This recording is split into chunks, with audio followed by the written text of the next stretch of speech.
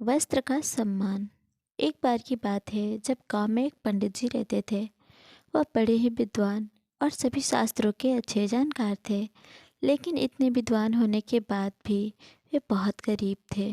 उनके पास घर नहीं था। वह अपना भोजन भी बड़ी मुश्किल से प्राप्त करते थे। यहाँ तक कि उनके पास पहनने के लिए अच्छे कपड़े भी नहीं थे। उनके कपड़े फटे पुराने थे। पंडित जी अपने भोजन के लिए भीख मांगते थे। वे घर घर जाकर भीख मांगा करते थे।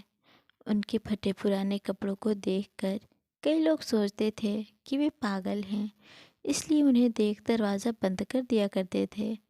कई बार तो ऐसा होता था कि उन्हें कई दिनों तक खाना नहीं मिल पाता था। एक दिन उनके फटे पुराने कपड़े देखकर एक व्यक्ति को दया आ गई और उस व्यक्ति ने उन्हें नए कपड़े दिए।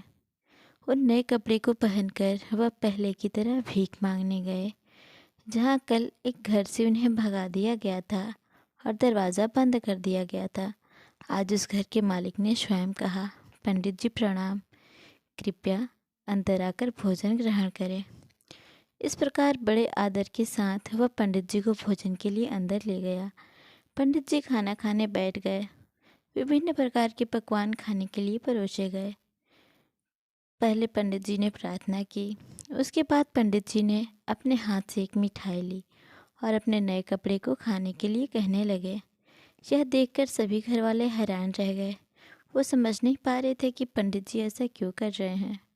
उन्होंने पंडित जी से पूछा, पंडित जी आप कपड़ों को खाना क्यों खिला रहे हैं?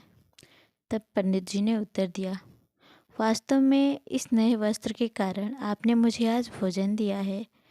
कल जब मैं आपके घर आया था तब आपने ही इस घर के दरवाजे मेरे लिए बंद कर दिए थे और आज मेरे कपड़े की वजह से आपने मुझे भोजन के लिए आमंत्रित किया है। क्योंकि मैंने इन कपड़ों के कारण भोजन प्राप्त किया, इसलिए मैं इनका आभारी हूँ।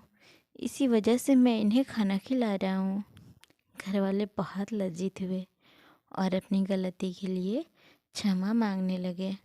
दोस्तों, इस कहानी से हमें यह सीख मिलती है कि कभी भी किसी को उनकी वेशभूषा के हिसाब से नहीं आंकना चाहिए। तो फ्रेंड्स, आपको ये कहानी कैसी लगी हमें कमेंट करके ज़रूर बताइएगा। मिलते हैं आपसे अगली कहानी में, तब तक के लिए नमस्कार।